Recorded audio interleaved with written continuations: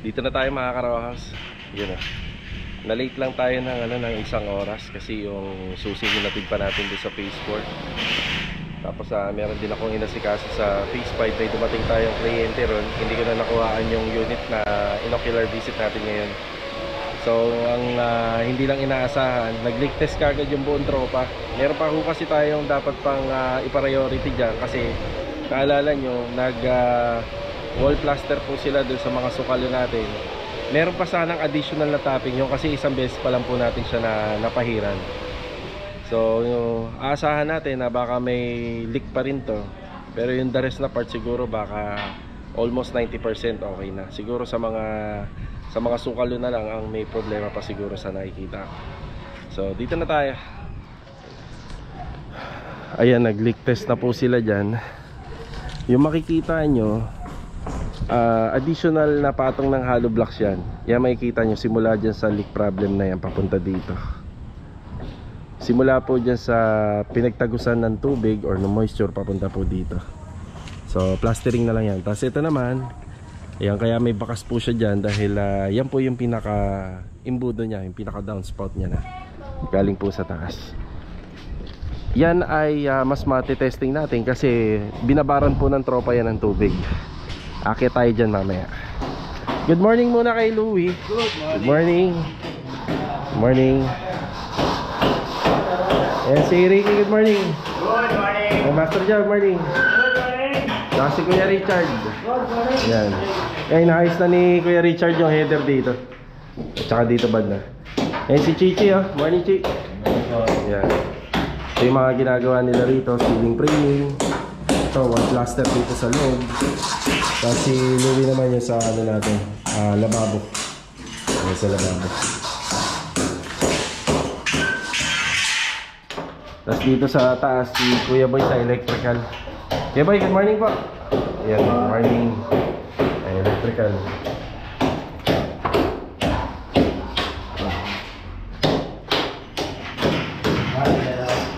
Kaya makikita natin dito, ayan o, yung tumagos na tubig sa partingan na lang po yan sa wall kasi hindi pa po waterproofing yung likod. Pero makikita nyo naman kung saan hangganan yung tubig, kung saan siya nagmula. Ayan o. Pagka sa pinakatuktok, ibig sabihin doon may problema. Ayan o. Ang isa lang na nakaligtas dito sa amin, itong part na to. Ayan, ayan, galing talaga na sa taas. Yun nga kasi hindi pa tapos pero at least nakita na natin kung saan pa may problema pero madali na yan. Tapos yun sa mga gawa natin dito, ayan, very good, halos wala na po lahat. Ayan, dito may mga malalang part eh. Ayan, wala na siya. Dito rin, wala na. At saka dito, ayan, wala na rin po yan. Yan, patuyo na po yan, yung nakikita nyo na yan. Patuyo na. Tsaka yun dito banda. Yan, ito yung malala. Yan, kapain natin. Yan o, wala na ito yung tuyo na. Yan o. Okay, akit tayo dun sa taas. Meron tayong ano dun, meron itong swimming pool. Fish pan. Yan, may fish pan tayo rito. Yan, ganyan po natin siya ililigtas hanggang maghapon. Opya! Ayun o. Yun. So sinagad natin yung tubig kung saan po yung water level. So bali doon yung pinaka mababang part na lang ng tubig kasi doon papunta. Tapos dito abot po siya ng mga 1.5 inch. Yeah, 1.5 inch dito. So kahapon yan, makikita nyo naman medyo puti pa.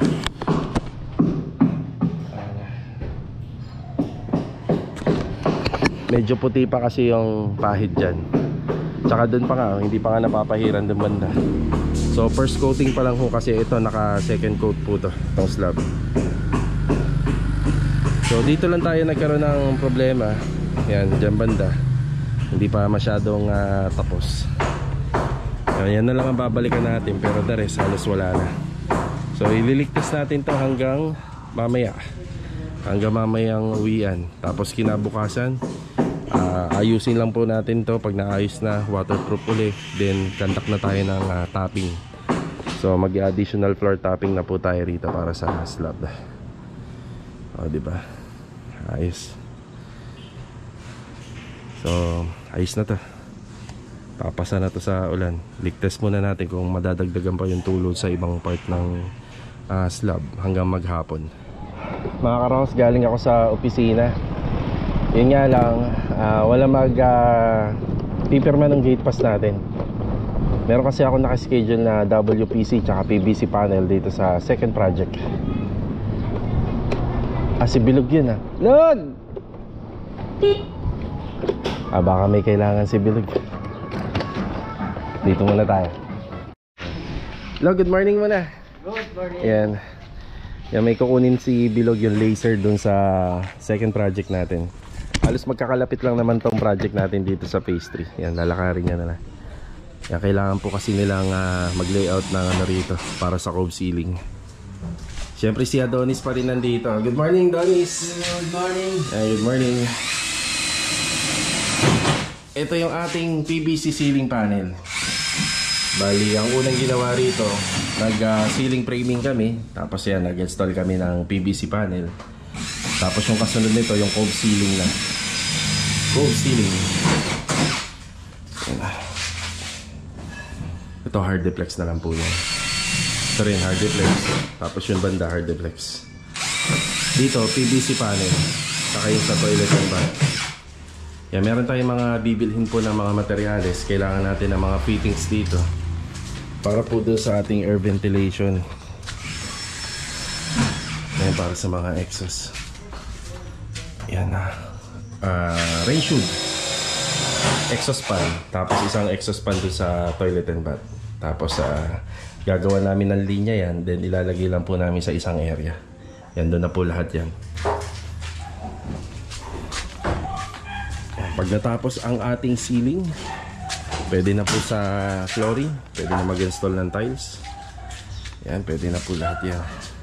Bubuhangin pa naman tayo. Ayan, may metal paring. Yan, halos kompleto naman tayo rito. Okay, kailangan po munang bilhin yung mga gagamitin nila rito para dire-diretso po yung pag-install ng kisame. Nakalista na natin. Tara. Traffic na sa palengke. Ito lang mga binili natin. Additional na fittings. Saka lagarin bakal. Yung iba naman meron pa tayo rito. Dadagdagan na lang natin ito. Okay na tayo rito. Ayan. Hop. Tara. Mga karos, after break time, ayan, nandito tayo ngayon sa Carissa. Si Kuya Dindo nga pala hindi nakapasok kanina, half day siya kaya hindi siya nakapasok ng umaga. Congratulations nga po pala sa lahat ng graduate. Congratulations also sa lahat ng mga magulang. Yan, na nagsipag at nagsumikap para sa graduation ng kanilang anak. So ayan, nandito tayo. Shoutout nga pala kay Sir James at saka kay Ma'am Elena, also kay Sir Franco from Caliste. Ayan, God bless. Ayan, ingat palagi. Ayan, bali, hindi natin ito madalas maisama sa video kasi ito yung huli namin pinupuntahan, nag-overtime kami. Pero ngayon, start si Kuya Dindo dito ng alauna ng hapon. Overtime na hanggang mamaya alas 9. Ayan, tapos sa habol na lang dito si Bilog at saka si Adonis. Ayan, bati muna tayo.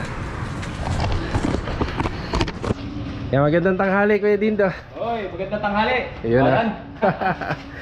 Okay, ito na yung update dito. Yung kisame natin, hindi na po talaga natin yan mapa-flat kasi itong part ng area na yan, yuyuko na yung tao dyan kapag pinababa pa natin or pinantay po natin. Ginawa nating levelado to. So meron siyang 6 na pin light dito. Yung mga ilaw na to ay nanggaling kay client. Yan. So 6 na pin light. Hindi pa natin masyadong makita yung liwanag nitong unit, pero pag natapos to, pag napinturahan to, bali ang finish top coat nito semi-gloss latex. Yan, nahaluan namin ng konting lamp black para hindi manilaw.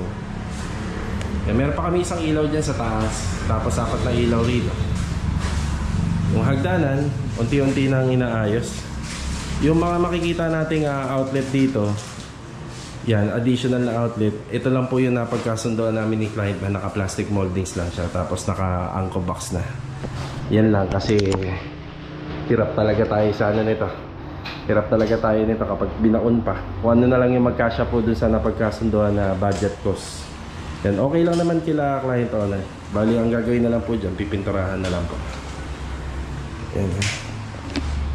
Kung maghahanap po kayo ng pwesto, lalo-lalo na kung clinic, mas maganda sana yung medyo maayos na talaga. So ito kasi yung location ang tinuunan nila rito. Bakit nila kinuha yung pwesto na to? Dahil sa location. Actually marami na naghahanap dito ng dental clinic. Yan, ilang araw na lang naman kami rito. Malapit na kami matapos. Yan na lang po yung gagawin. Electrical lang yung maraming trabaho dito. Yan, electrical lang naman. Tapos ito isa overall paint. Tapos yung last dito yung finishing carpentry. Gagawa kami ng counter dito. Papagawa siya ng counter. Tapos yung front desk doon. Tapos ito papalitan po natin ng papalitan po ang water closet, pati ito pinto ng CR papalitan natin. Ayun na lang naman. Ito pipinturahan ng itim. Yan. Mamaya sila Bilog at saka si Adonis pupunta rin dito after ng trabaho namin sa Lumina. Tapos meron na tayong kitchen sink dito. Yan, may kasama ng faucet stainless. Baka bukas magpa-deliver na ako ng plywood para rito sa front desk at saka doon. Then may wall fluted panel din yung pinaka front desk. Kuya, ikaw na muna bahala rito. Thank you. Sige. Ayan si Kuya Dindo na muna bahala rito. Dumaan muna tayo sa hardware bago tayo dumiretso sa phase 3. Yan, meron tayong delivery kahapon. May dumating doon na isang mini dump truck at saka benting bag ng semento. Ngayon pala natin nabayaran. Yan, 7,700. Okay, tara. Bale ito mga karos, nandito muna ako sa phase 4. Yan, nandyan na rin kasi ako sa may hardware. Yan, dinaanan na natin tong unit na ginagawa natin. Si ano nga po muna rito. Bali si Marvin muna yung gumagawa rito.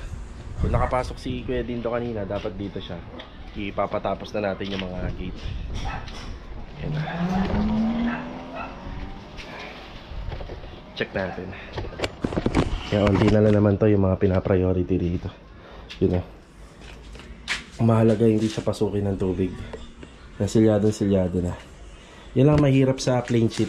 Yan, plain sheet po to. Kaya kailangan silyado po talaga siya at hindi papasukin ng tubig. Matrabaho. Si Marvin muna yung nandito. Bin, good morning. Good morning, good afternoon. Good afternoon. Ayan, may hinahabol si ma'am dito. Pero papaliwanag ko na lang sa kanya kung bakit hindi pwede. Yan, meron siyang design. Ito yun, oh. Actually, pwede naman. Kaso nga lang, yung design ng pagpapatungan, wala po kasi tayong bibiling materyales para dun. Yan, pwedeng acrylic. So, sa acrylic kasi per yard din yun. Mapapamahal tayo rin kapag gano'n. Di naman pwedeng gawa sa bakal or gawa sa kahoy. Kung sa tiles naman, manipis. So manipis siya. Gagawin ko na lang. Yan, bagyang lalakihan na lang po natin to. Yan, lalakihan na lang natin para isang na lang. Magamit nila ng gusto. Isagad mo na, Bin. Diba hanggang dyan lang? Sagad mo na dito, kabilaan. Hanggang dito na kantuhan. May tubig ka dito? Meron pa ba? Okay na lang. Oo nga. Mag-iwan na lang pambili ha. Ano ba meron dito, boss? Lang. Diyan sa kanto. Yan. Tapos ito na yung sa mga sinisinsil ni ma'am. Bali kay ma'am lang naman. Depende kung pwede. Pag hindi naman, okay lang naman daw. Ayan na. Yan. Pinapatanggal muna natin yung sa water closet. Sayang kasi.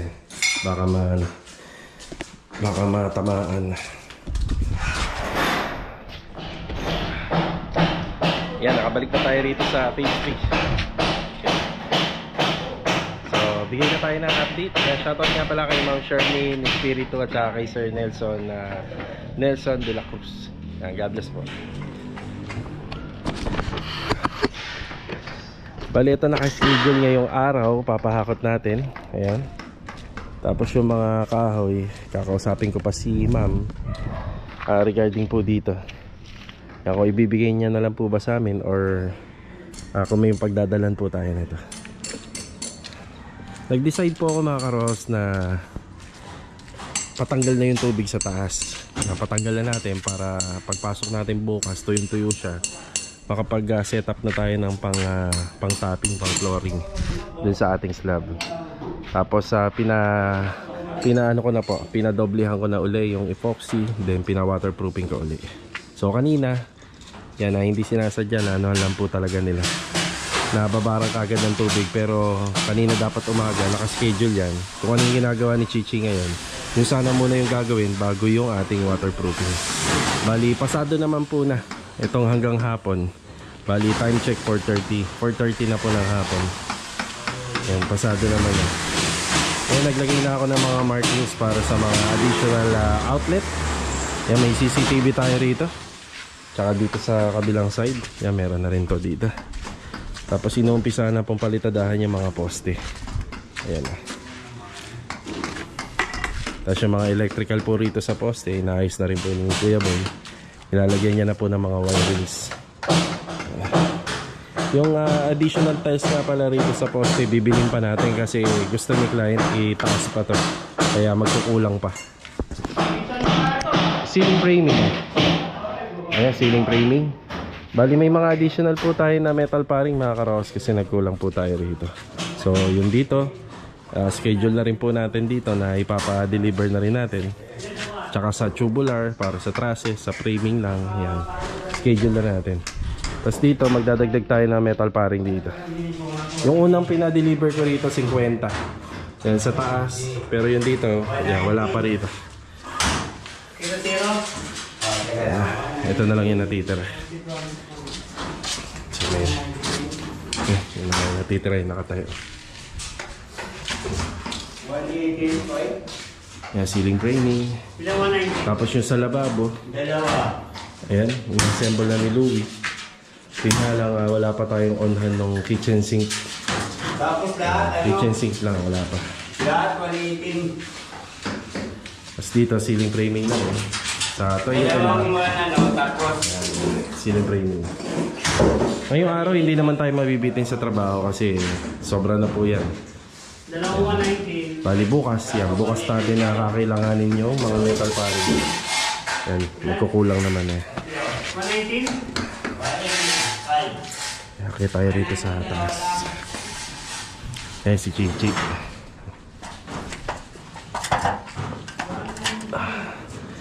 Ayan, wala na pong tubig to. Doble na ng waterproof. Ayan, doble na. Bali, nakaisang mano na tayo na. Isang pasada na. Isa. Tapos yung dito, dodoblehin niya uli. So ayan, naka-epoxy uli yan. Tsaka yung bawat gilid.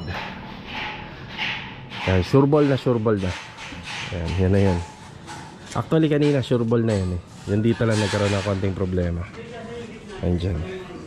Bukas schedule na tayo. Itatapping na po natin to. Halo tayo ng binistay semento. Yan na. Tapos may Sahara yon. Then ikiklibi na po natin yung tubig. Bali yung klibi ng tubig doon na mapupunta sa dulo lahat.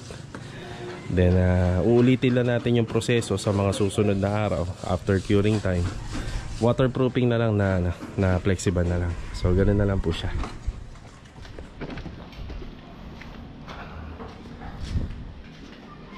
Yan o, bali ceiling framing na uli. Bali sa cove ceiling. Yan. Bali dyan sa may part na yan, naglalagay kami ng mga extra paring para pagka medyo mabigat yung napiling ilaw ni client owner. So sample lang yun, kung sakaling mabigat at least may abang na siya. Pero sa lahat ng installation namin sa may center light, yung naglalagay talaga kami. Yan, ceiling framing. Cove ceiling.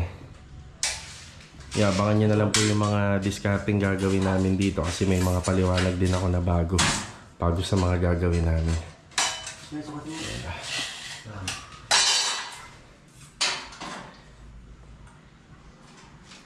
Strip light, tapos tigda dalawang pin light kada side, tapos center light. Yan yung mga ilaw.